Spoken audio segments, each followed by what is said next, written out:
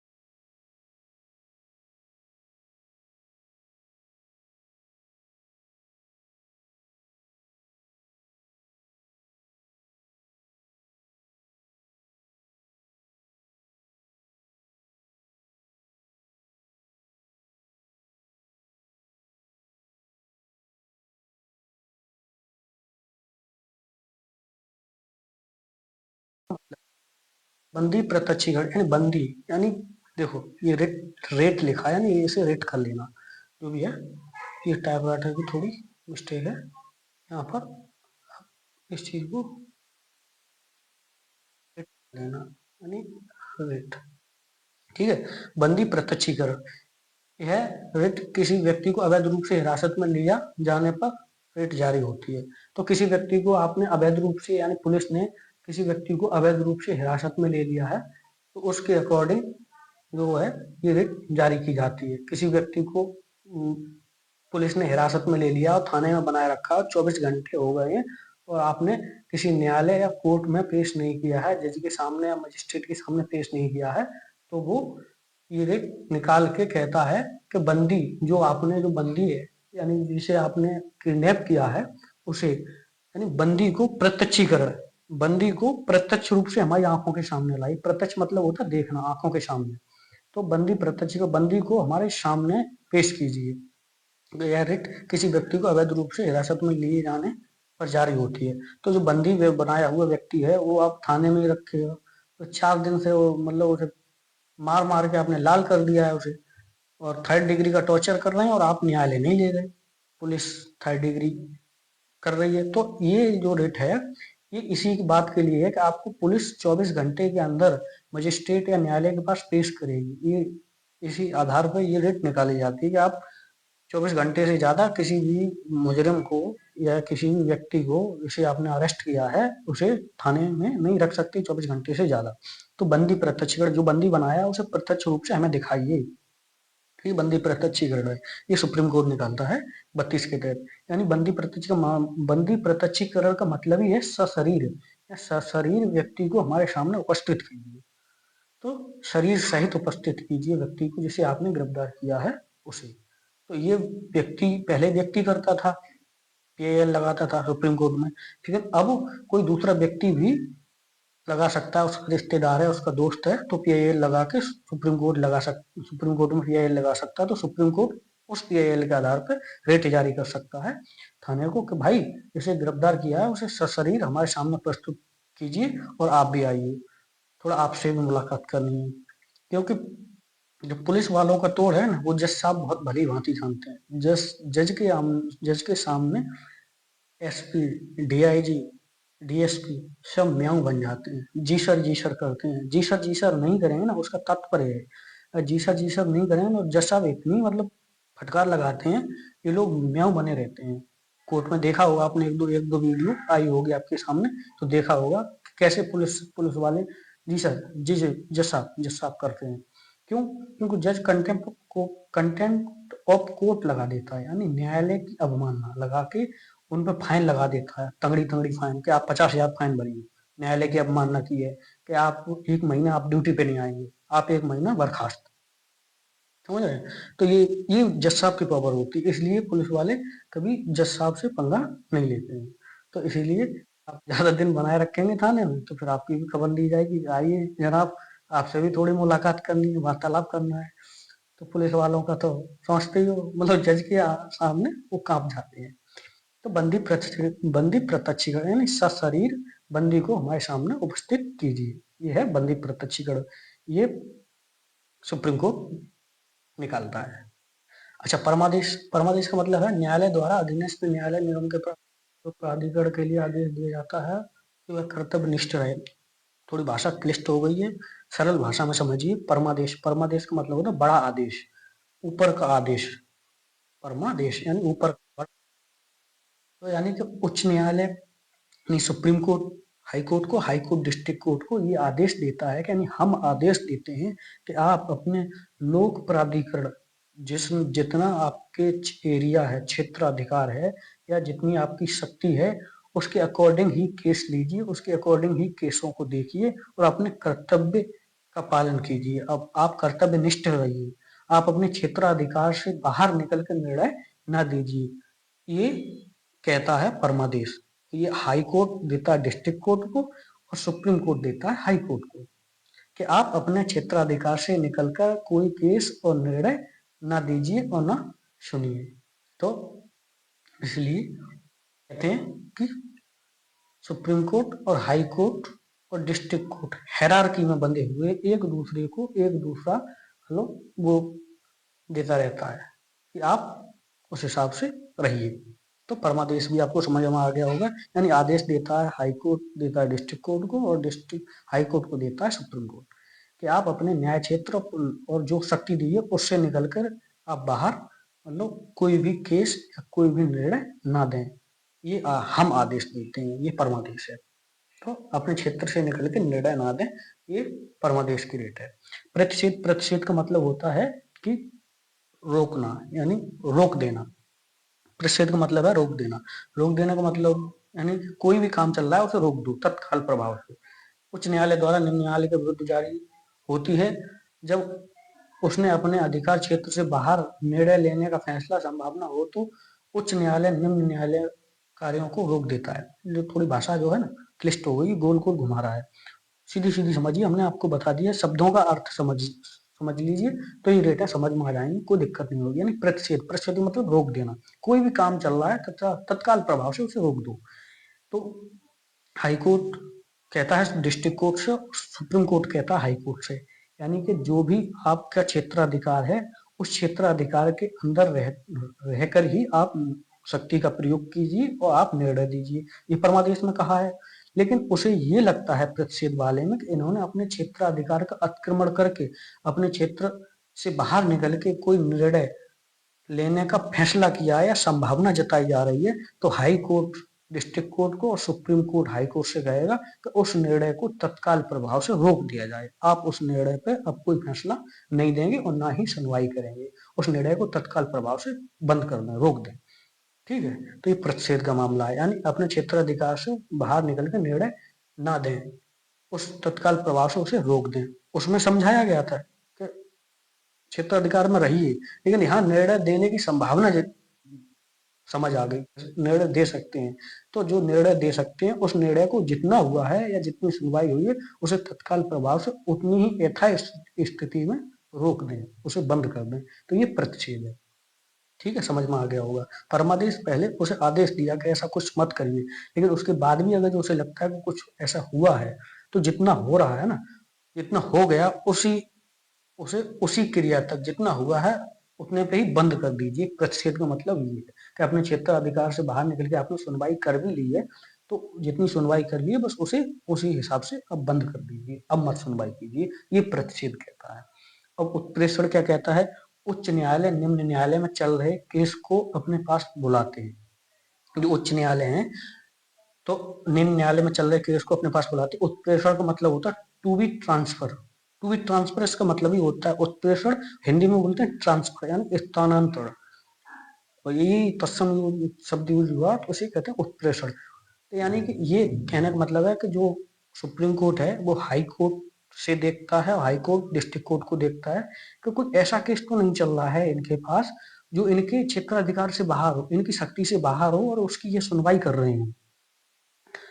तो वो देखते हुए उन्हें लगता है कि ऐसा कोई केस है, ऐसी कोई सुनवाई है जो इनके क्षेत्राधिकार में नहीं आती, उनकी शक्ति के अधीन नहीं आती, फिर भी ये उस पर सुनवाई कर रहे हैं, तो ये हाई कोर्ट डिस्ट्रिक्ट कोर्ट से कहता है कि आप इस केस को पहले ऊपर वाले में रुकवा दिया और फिर इसमें कहते हैं उत्प्रेषण, यानी उस केस को अब हमारे पास ट्रांसफर कीजिए, उस केस को आप मत सुनिए अब मेरे पास ट्रांसफर कीजिए, टू बी ट्रांसफर। तो हाई कोर्ट करवा लेता है डिस्ट्रिक्ट कोर्ट से ट्रांसफर, और सुप्रीम कोर्ट को लगता है कि हाई कोर्ट ऐसी कोई सुनवाई कर रहा है तो हाई कोर्ट से ट्रांसफर करा लेता है सुप्रीम कोर्ट। तो यही लिखा गया है, आपको अब स्पष्ट शायद है क्लियर हो गया होगा। यानी उच्च न्यायालय निम्न न्यायालय में चल रहे केस को अपने पास बुला लेता है, यानी अपने पास केस का ट्रांसफर करा लेता है कि आप मत सुनिए, आप उस सुनवाई के क्षेत्राधिकार में नहीं आते, तो इसकी केस को अपने पास ट्रांसफर करा लेता है, ये है उत्प्रेषण। अब एक रह गया है, वो है बंदी, मतलब बंदी प्रत्यक्षीकरण हो गया, अब रह गया अधिकार प्रेक्षा। तो अधिकार प्रेक्षा को भी देख लेते हैं, क्या है अधिकार प्रेक्षा, ये आ गया आपका अधिकार प्रेक्षा, इसे भी देख। अधिकार प्रेक्षा में क्या है? किसी न्यायालय द्वारा सार्वजनिक पद पर बैठे व्यक्ति से उसके प्राधिकार के बारे में पूछ सकता है। यानी कि जो न्यायालय है ना, वो रिट जारी करके किसी भी न्यायालय से, मतलब किसी भी सार्वजनिक पद पर बैठे हुए व्यक्ति से ये पूछ सकता है कि आप किस अथॉरिटी से, किस शक्ति से इस पद को धारण किए हुए हैं। यानी आप जैसे कोई सरकारी नौकरी में व्यक्ति है तो वो कुछ लोग फर्जी लग जाते हैं ना, फर्जी लग जाते हैं और उस पद का मतलब लाभ उठाते हैं, तो न्यायालय उस जो फर्जी लग जाते हैं उनके अकॉर्डिंग ये रिट जारी करता है। अधिकार परीक्षा, किस अधिकार से आपने इस पद को धारण किया वो हमें डॉक्यूमेंट दिखाइए, यानी वो कागज दिखाइए, और वो लीगल जो हम भारत सरकार जारी करती है कि आपकी ज्वाइनिंग लेटर है, तो उस ज्वाइनिंग लेटर को दिखाइए, अपने लीगल कागज दिखाइए, किस अधिकार से आपने इस पद को धारण किया, यही है अधिकार परीक्षा। यानी किसी न्यायालय द्वारा सार्वजनिक पद पर बैठे व्यक्ति से उसके प्राधिकार के बारे में पूछ सकता है, यानी आप इस पद पर बैठे हैं तो किस अथॉरिटी से बैठे हैं, ये शक्ति आपको किसने दी, कैसे कैसे प्रक्रिया से ये शक्ति प्राप्त की, वो हमें दिखा दीजिए, आप इस पद पर बैठे रहिए। डॉक्यूमेंट नहीं होते हैं और आप उनके पास नियुक्ति पत्र नहीं होता, तो फिर उनके पर कार्रवाई होती है, न्यायालय कार्रवाई करता है, और जिनके पास होते हैं वो दिखा देते हैं तो वो उस पद पर आसीन रहते हैं, बैठे रहते हैं, कोई दिक्कत नहीं होती है। तो यही है कि किसी पद पर बैठे हो तो न्यायालय अगर जो ये रेट जारी करता है तो पूछ सकता है किस अधिकार से ये पद आपने धारण किया है, तो आपको डॉक्यूमेंट और वो अधिकार बताना पड़ेगा कोर्ट को, ये है अधिकार परीक्षा। ठीक है, ये अधिकार परीक्षा भी आपको क्लियर हो गया होगा। अब आइए अनुच्छेद 33। 33 क्या कहता है? सशस्त्र बलों, सुरक्षा बलों आदि के अधिकारों का नियमन संसद विधि बना के करेगी ताकि अपने अधिकारों का उल्लंघन न कर सके। जैसे आपने सुना होगा ये सशस्त्र बल हैं, जैसे आर्मी है, नेवी है, एयरफोर्स है, ये लोग हैं, तो पुलिस है, आरपीएफ है, तो ये लोग हैं जो ना, तो इनके जो मौलिक अधिकार हैं वो बहुत सीमित हैं। जब ये वर्दी में रहते हैं ना तो इनके मौलिक अधिकार सीमित कर दिए जाते हैं, जब ये ड्यूटी पे रहते हैं, वर्दी में रहते हैं, तब इनके जो फंडामेंटल राइट हैं, मौलिक अधिकार है, वो सीमित कर दिए जाते हैं। वो संसद डिसाइड करती है विधि बनाकर कि इनको कितने मौलिक अधिकार दिए जाएंगे और कितने इनके सीमित किए जाएंगे। तो यही कहा गया है कि संति विधि बनाकर, मतलब विधि बनाकर करेगी, यानी अधिकारों का विनियमन करेगी संसद सशस्त्र बलों का, कि कितने मौलिक अधिकार इनको दिए जाएं और कितने खत्म किए जाएं। जैसे कि आपको समझ में नहीं आया होगा तो ऐसे समझिए कि जैसे पुलिस वाला है, तो कोई पुलिस वाला है तो उसको संसद किसी काम में लगा सकती है, किसी काम में भारत सरकार लगाती है। अब जैसे किसी काम में लगा दिया, तो वो कहता है कि हम ये काम नहीं करेंगे क्योंकि हमारा आर्टिकल 23 हनन होता है, बलात्श्रम करा रहे हो, हमारी मर्जी नहीं है, आप बलपूर्वक ये काम करा रहे हो। या फिर इंडियन आर्मी का कोई कहने लगे, नेवी का कहने लगे, एयरफोर्स का कहने लगे कोई सिपाही कि हम इस काम को नहीं करेंगे, और वो मना करने लगे, और भारत सरकार का नियम है कि हम कहेंगे तो करना पड़ेगा, तो वो कहेगा कि आप तो हमें जबरदस्ती करा रहे हैं। और तो वो कहेगा कि आर्टिकल 24 जो है, आर्टिकल 23 है, उसमें कहता है कि बलात्श्रम से रोक, यानी बलपूर्वक काम करवाने से रोक है। तो आर्टिकल हमारा 23 का उल्लंघन है, हम तो जा रहे हैं संसद, मतलब हम तो जा रहे हैं मतलब कोर्ट, सुप्रीम कोर्ट या हाई कोर्ट, फंडामेंटल राइट का उल्लंघन है। तो इसीलिए अब आपको समझ में आ गया होगा, यानी बलपूर्वक काम कराना आर्टिकल 23 मना कर रहा है कि आप किसी पे बलपूर्वक काम नहीं करा सकते। लेकिन इन पर ये लोग मना भी करें तो भारत सरकार इन पे वो काम कराती है, और ये कहें कि हम आर्टिकल 23 के तहत हाई कोर्ट या सुप्रीम कोर्ट जाएंगे तो ये नहीं जा सकते, क्योंकि जब जब तक ये ड्यूटी पर रहते हैं, जब तक ये वर्दी में रहते हैं, तब तक इनके कुछ जो मौलिक अधिकार हैं उनको सीमित कर दिया जाता है। अब समझ में आ गया होगा कि क्यों सीमित कर दिया जाता है। इसीलिए सीमित कर दिया जाता है कि ये किसी चीज का विरोध न कर सके, विरोध करके किसी मौलिक अधिकार का हवाला न देने लगे कि ये तो हमारी समानता का अधिकार का खतरा है। यानी आर्टिकल 14 है कि हमको तुम आप इतनी मतलब ठंडी में आप पेट्रोलिंग करने के लिए भेजते हैं, या फिर हम -45-40 डिग्री में सियाचिन में ड्यूटी दे रहे हैं और कुछ लोग वहां हैं, तो हम इतनी विकट परिस्थिति में काम नहीं कर सकते, ये समानता का उल्लंघन है। वो तो लोग घर में रहते हैं और हम -40 डिग्री में रहते हैं, तो ये हमारी समानता कहाँ हुई? वो हमारे साथ असमानता का व्यवहार किया जा रहा है। तो ये असमानता का व्यवहार नहीं है, ये आर्टिकल 14 के तहत आप किस कोर्ट में नहीं कर सकते, हाई कोर्ट और सुप्रीम कोर्ट नहीं जा सकते। क्यों? क्योंकि आर्टिकल 33 सशस्त्र बलों, सुरक्षा बलों के अधिकारों का विनियमन संसद करेगी। आप जब तक ड्यूटी पे हैं तब तक आपके मौलिक अधिकार सीमित कर दिए जाते हैं, मतलब कुछ अधिकार बने रहते हैं, लेकिन कुछ अधिकारों को सीमित कर दिया जाता है कि वो अधिकार काम नहीं करेंगे जब तक आप ड्यूटी पर और यूनिफॉर्म में रहेंगे तब तक। जैसे आप समानता के व्यवहार के हैं कि आर्टिकल 14 के तहत हम जाएंगे कोर्ट, या 23 के तहत जाएंगे कि हमसे कोई काम करवाने को कहा तो कहेंगे हमारी मर्जी नहीं है, हम नहीं करेंगे, तो भारत सरकार कहेगी करना पड़ेगा, तो कहेंगे आप ये हम पर थोप रहे हैं, बलपूर्वक काम करा रहे हैं, बलात्संग है, हम 23 के तहत कोर्ट जाएंगे, तो वो कोर्ट नहीं जा सकते। तो ये ऐसे अधिकार सीमित कर दिए जाते हैं जब तक वो ड्यूटी पे और यूनिफॉर्म में रहते हैं तब तक। पुलिस वालों के, आर्मी वालों के, एयरफोर्स वालों के, नेवी वालों के, आरपीएफ वालों के, जितने भी हमारे सशस्त्र बल हैं, सुरक्षा बल हैं, उनके मौलिक अधिकार जब तक वो ड्यूटी पर रहेंगे तब तक सीमित कर दिए जाते हैं। और जैसी ड्यूटी से आउट हुए वैसे ही सारे के सारे मौलिक अधिकार उनके प्राप्त हो जाते हैं। फिर वो हमारी तुम्हारी तरह फंडामेंटल राइट का उपयोग कर सकते हैं। फिर उनके साथ कोई भी भेदभाव हुआ तो वो सीधे कोर्ट जा सकते हैं। ये आर्टिकल 33 कहता है। हमने सविस्तार समझाया, आपको समझ भी आ गया, और जैसे जैसे हमने उदाहरण भी लिए, ऐसे ऐसे उदाहरण लेके समझाया कि आपको क्लियर हो गया होगा कि समानता कैसे है, और मतलब बलपूर्वक कैसे काम कराएंगे, तो कैसे कैसे कोर्ट नहीं जा सकते। तो ये सशस्त्र बलों के लिए कुछ विशेष प्रावधान आर्टिकल 33 है कि जब तक ड्यूटी पर रहोगे आपके पूर्ण मौलिक अधिकार नहीं, कुछ अधिकार सीमित कर दिए जाएंगे, आम नागरिक नहीं रहते, फिर आप देश की संपत्ति हो जाते हैं, देश जैसा कहेगा उस हिसाब से आपको चलना पड़ेगा, आप मौलिक अधिकारों का हवाला उनको नहीं दे सकते हैं। ठीक है, आर्टिकल 23 क्लियर हो गया होगा आपको स्पष्ट रूप से। अब आर्टिकल 4 मतलब 33 क्लियर हो गया होगा। अब आर्टिकल 34 आइए। मार्शल लॉ प्रचलन में हो तो मौलिक अधिकार को सीमित कर दिया जाता है। जैसे आपने सुना होगा किसी क्षेत्र में दंगा हो गया, अव्यवस्था फैल गई, चीजें मैनेज नहीं हो रही हैं, तो पहले हम धारा 144 लगाते हैं। किसी भी क्षेत्र में हम धारा 144 लगाते हैं, यानी कि धारा जो है धारा 144 धारा 144 लगाते हैं। जब धारा 144 भी मतलब काम नहीं करती है तो फिर वहां मार्शल लॉ यानी सैन्य कानून लगा देते हैं। इसे मार्शल लॉ को कहते हैं, सैन्य कानून। फिर वहां अपनी आर्मी की एक बटालियन को डिप्यूट करते हैं, यानी आर्मी और को उतार देते हैं, पुलिस वाले और आर्मी लगा देते हैं। फिर वहां सैन्य कानून लग जाता है उस एरिया में, ना कोई आवाजाही होगी, ना कोई गतिविधि होगी। फिर आर्मी जिस हिसाब से आपको कहेगी उस हिसाब से आपको चलना पड़ेगा।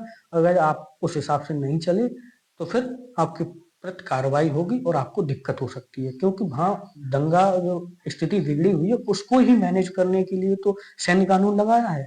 और फिर वहाँ आप कहेंगे कि हमारे मौलिक अधिकार हैं, हमको बाहर नहीं निकलने दिया जा रहा है। आर्टिकल 19 का जो हमारा किसी कहीं भी जाने का विचरण करने का अधिकार था वो हनन हो रहा है। तो ये चीज आर्टिकल 19 का हवाला नहीं दे सकते, क्योंकि सैन्य कानून लगा है अनुच्छेद 24 के तहत। तो यही लिखा गया है कि फिर आप बाहर उस हिसाब से निकलेंगे जब इंडियन आर्मी आपको आदेश देगी इतने से इतने टाइम तक आप निकलिए, जो भी लेना लेके और घर में पैक हो जाइए। तो मौलिक अधिकारों को सीमित कर दिया जाता है, जैसे 19 सीमित हो जाता है, समझ रहे हैं। और आपसे से आपको संदिग्ध परिस्थिति लगी तो आपको 20 भी आपको मतलब अरेस्ट कर सकती है, तो आप 20-22 का भी मतलब सीमित किया जा सकता है। और आपके साथ समानता के व्यवहार बरतने में थोड़ी दिक्कत होगी, क्योंकि वहाँ सैन्य कानून है, तो उनको लगता है कि हर व्यक्ति ही कुछ ना कुछ कर सकता है। उन्हें स्थिति को मैनेज करने के लिए उतारा जाता है कि इस स्थिति को किसी प्रकार से कंट्रोल कीजिए। तो उनको ये नहीं लगता है कि मतलब चीजें मतलब अब आम आदमी को तो लगता है कि ये हमारे मौलिक अधिकारों का हनन है, लेकिन उस चीज को भी तो देखिए, उनकी मन स्थिति, उन्हें इसीलिए ही बुलाया गया है कि इस स्थिति को काबू कीजिए। अब वो किस किस को पहचानने बैठे हैं कि ये आम नागरिक है, ये आतंकवादी है, समझ रहे हैं। इसीलिए मौलिक अधिकारों को सीमित कर दिया जाता है, मार्शल लॉ लागू हो जाता है उस एरिया में कर दिए जाते हैं। फिर आप मौलिक अधिकारों का हवाला देके कोर्ट नहीं जा सकते। ये आर्टिकल 34 कहता है, यानी जहाँ जिस एरिया में मार्शल लॉ या सैन्य कानून लगा हो वहाँ मौलिक अधिकार सीमित हो जाते हैं, और उन सीमित मौलिक अधिकारों के साथ आपको रहना पड़ेगा। आप इसके तहत ये नहीं कह सकते हमारे मौलिक अधिकारों का हनन हुआ है 19 का, 20 का और 22 का, तो हम कोर्ट जाएंगे। कोर्ट नहीं जा सकते, क्योंकि वहाँ सैन्य कानून यानी मार्शल लॉ लगा हुआ, उस एरिया की या उस क्षेत्र की स्थिति आउट ऑफ कंट्रोल हुई है, इसलिए आपके मौलिक अधिकार सीमित कर दिए जाते हैं। आपको समझ आ गया होगा स्पष्ट रूप से 34, ठीक है। जब मार्शल लॉ लगा हुआ उस एरिया के या फिर उस स्टेट में पूरे में लग जाए तो स्टेट, तो मौलिक अधिकार सीमित कर दिए जाते हैं। ये 34 है। अब 35 क्या कहता है, अनुच्छेद 35 कहता है कि मौलिक अधिकारों में परिवर्तन एवं कानून बनाने का अधिकार संसद के पास है। आर्टिकल 35 है, यानी कि जो भी मौलिक अधिकारों में परिवर्तन करेगी या कानून बनाएगी वो सारी की सारी शक्ति हमारी संसद के पास है और किसी के पास नहीं है। संसद मौलिक अधिकारों को बढ़ा सकती है और संसद मौलिक अधिकारों को घटा सकती है। जैसे आपने पिछली वीडियो में देखा होगा कि आर्टिकल 31 को जो संपत्ति का अधिकार था उसको संसद ने मौलिक अधिकार से हटाकर कानूनी अधिकार बना दिया और आर्टिकल अनुच्छेद 300 ए में रख दिया गया। 44वीं संविधान संशोधन 1978 से 300 ए में रख दिया गया। 44वीं संविधान संशोधन करके 300 ए में रख दिया गया, तो उस मौलिक अधिकार को खत्म कर दिया गया। पहले 7 थे, अब 6 रह गए मौलिक अधिकार। उस हिसाब से मौलिक अधिकारों में बढ़ाना और घटाना इस संसद का एक अधिकार है और कोई नहीं कर सकता। तो यही लिखा गया, मौलिक अधिकारों में परिवर्तन एवं कानून बनाने का अधिकार संसद के पास है। मौलिक अधिकारों से संबंधित कानून भी बना सकती है और मौलिक अधिकारों को बढ़ा और घटा भी सकती है। जैसे घटा दिया, आपको प्रत्यक्ष के लिए प्रमाण की क्या जरूरत है, 31 आर्टिकल में जो दिया गया था संपत्ति का अधिकार, उसे फंडामेंटल राइट से हटाकर कानूनी राइट बना दिया गया। और संसद को लगता है कि ये भी राइट हम फंडामेंटल राइट बना सकते हैं, तो उसे बढ़ा भी सकती है। जैसे आपने सुना होगा कि 44 में मतलब संविधान संशोधन द्वारा 1978 में उसे हटाया था। और जैसे 21A आर्टिकल आपको हमने ही पढ़ाया है, वो शिक्षा का अधिकार है। तो शिक्षा का अधिकार 86वीं संविधान संशोधन द्वारा 2002 में अनुच्छेद 21A में मौलिक अधिकार बना दिया। शिक्षा के अधिकार को संसद को लगा कि इसे मौलिक अधिकार होना चाहिए, तो उसे मौलिक अधिकार बना दिया। संपत्ति के अधिकार को लगा कि इसे मौलिक अधिकार से हटाया जाना चाहिए, तो उसे हटा दिया। तो ये आर्टिकल 35 के ही तहत हुआ है सारी की सारी चीजें। मौलिक अधिकारों में परिवर्तन और मौलिक अधिकार से संबंधित कानून बनाने की शक्ति हमारी भारतीय संसद के पास है। ये आपको स्पष्ट रूप से अब स्पष्ट हो गया होगा। तो आइए अब हम लोग क्विक रिवीजन कर लेते हैं। जैसे हमने अनुच्छेद 32 में रिटें पढ़ी। रिटें यानी बंदी प्रत्यक्षीकरण, परमादेश, प्रतिषेध, उत्प्रेषण और अधिकार परीक्षा। बंदी प्रत्यक्षीकरण में सशरीर उपस्थित कीजिए। परमादेश में हम आदेश देते हैं, नियम और कायदे में रहिए। और मतलब प्रतिषेध में कोई भी जो निर्णय दिया है उसे रोक दीजिए, अब आपके अधिकार क्षेत्र में नहीं है। उत्प्रेषण, जो भी निर्णय आप दिया है, उस जो भी केस की सुनवाई आप कर रहे हैं उस केस को हमारे पास ट्रांसफर कीजिए, टू बी ट्रांसफर। और अधिकार परीक्षा यानी कि न्यायालय द्वारा, मतलब कोई भी आप किसी भी सार्वजनिक पद पर बैठे हैं तो न्यायालय रिट निकाल कर आपसे पूछ सकती है कि आप किस अधिकार से इस पद पर बैठे हैं। अधिकार परीक्षा। अनुच्छेद 33 आपको सविस्तार समझा दिया कि मौलिक अधिकार जो सशस्त्र बल है, सुरक्षा बल है, उनके मौलिक अधिकारों को सीमित कर दिया जाता है जब तक वो ड्यूटी पर यूनिफॉर्म में रहते हैं, यानी ड्यूटी पर रहते हैं तब तक उनके मौलिक अधिकारों को सीमित कर दिया जाता है। जैसी ड्यूटी से खत्म होते हैं वैसे ही वो आम नागरिक बन जाते हैं और सारे के सारे मौलिक अधिकार उनको प्रोवाइड करा दिए जाते हैं। ठीक है, सविस्तार बता दिया है। अनुच्छेद 34 कहता है कि जब मार्शल लॉ प्रचलन में हो तो सामान्य नागरिकों के भी मौलिक अधिकारों को सीमित कर दिया जाता है, क्योंकि उस क्षेत्र की स्थिति बिगड़ जाती है, इसलिए मार्शल लॉ लगा हो तो हमारे मौलिक अधिकार सीमित कर दिए जाते हैं। ठीक है, तो अनुच्छेद 35 मौलिक अधिकारों में परिवर्तन और कानून बनाने की शक्ति संसद के पास है। संसद चाहे तो उन्हें बढ़ा सकती है और संसद चाहे तो घटा सकती है। संसद ने बढ़ाया है शिक्षा का अधिकार 21 में किया है, और घटाया है संपत्ति के अधिकार को घटा के कानूनी राइट भी बनाया है। तो ये आर्टिकल 32 से 35 तक ये पूरे हो गए और हम समाप्त कर चुके हैं।